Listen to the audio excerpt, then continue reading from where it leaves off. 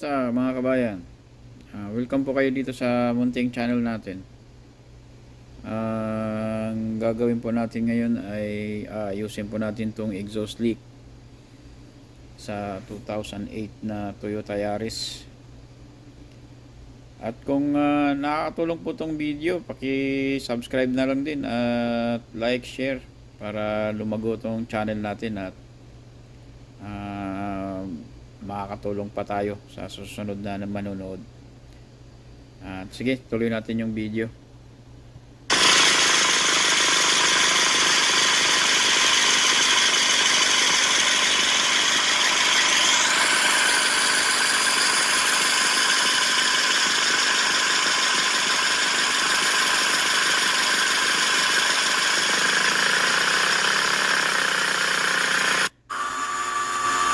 So ito po yung smoke tester machine para makita natin lahat ng leak. So makikita nyo dito na nagli-leak din yung oxygen sensor, yung sa pinag-weldingan ng thread nya. So yan din ang isang ayusin natin. At ito dito yung malaking leak talaga dito sa joint dito sa may catalytic. Ayan, nakikita nyo.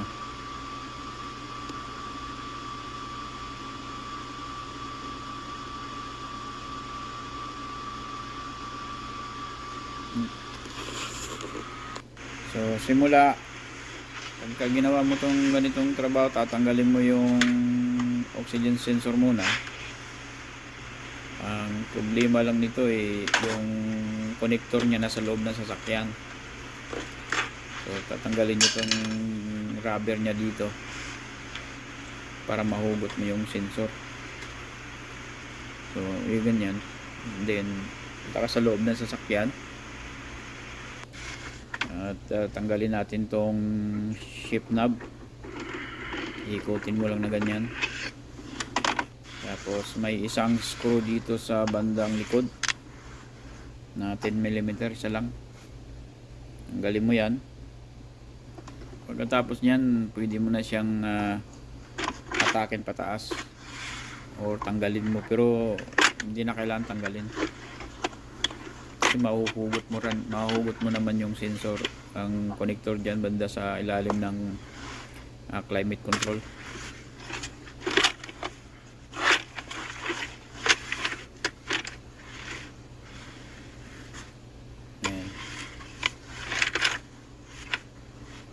Ayan, okay na ganyan.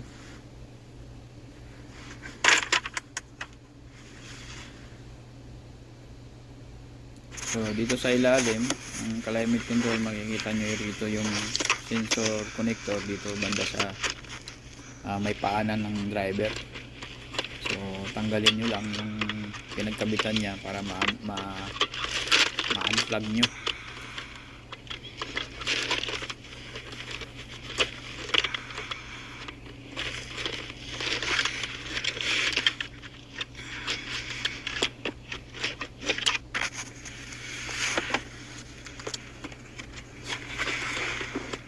So ito na-unplug ko na to. So ayan yung connector. Yan, tapos yan, pwede nang hugutin yung sa baba. Ayan.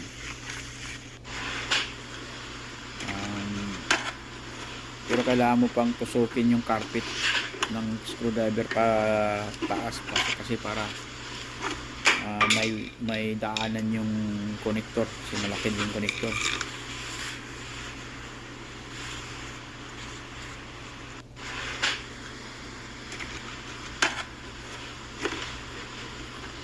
Tusukin nyo lang.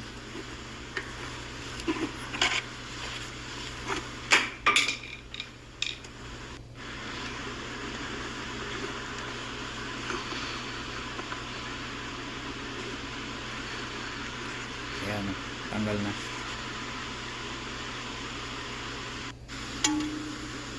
So pakita ko lang sa inyo yung leak nya rito.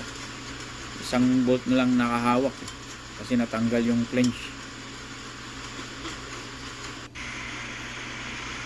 ngayon kailangan natin ng 14mm at may mahabang extension para matanggal natin yung isang bolt na lang tatanggalin dito dahil nga tanggal na yung isa.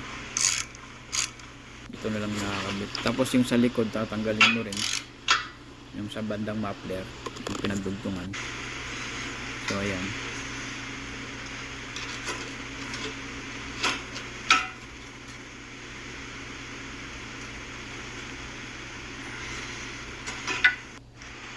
Tapos kung mayroon kayong ganitong tools na pangtanggal ng muffler hanger, para mas madali.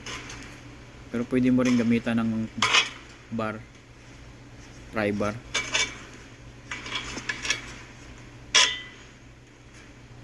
So ayan na, pwede na natin siyang tanggalin.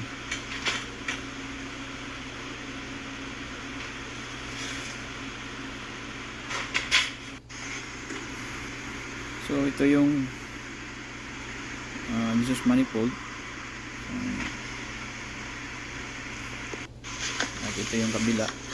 So makikita nyo dito yung problema. Ayan,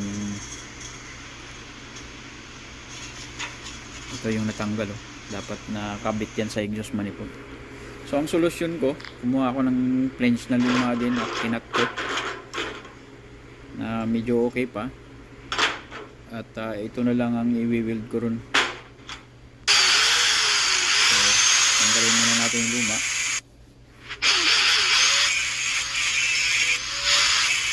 Kalawang na, kaya kailangan grinder.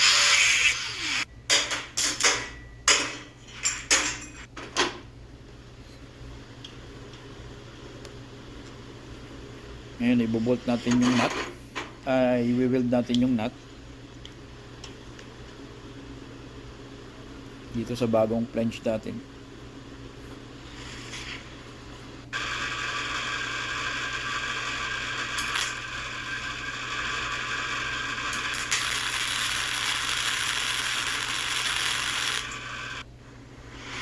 So ito na siya. Hindi lang kagandahan yung welding, pero okay na, kumabit, basta makabit na. Ito yung bolt.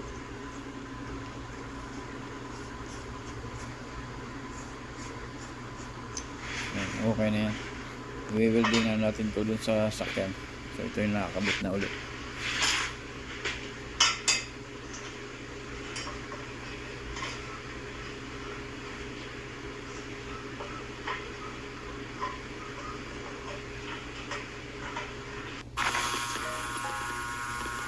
Tapos dahil tinanggal ko yung oxygen sensor, nilinis ko na rin.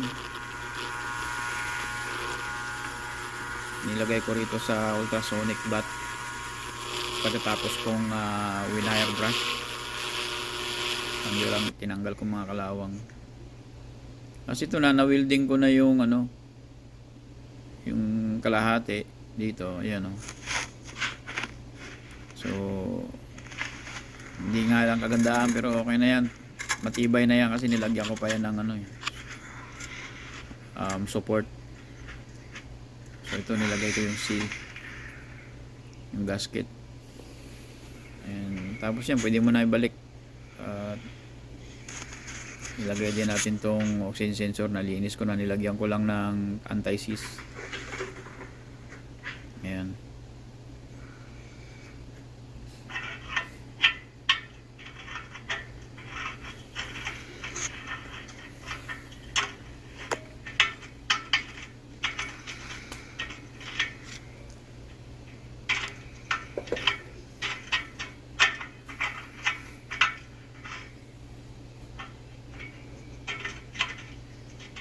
Tapos yan yung pagbalik, hindi reverse lang sa pagtanggal. So balik nyo lang itong cable uli.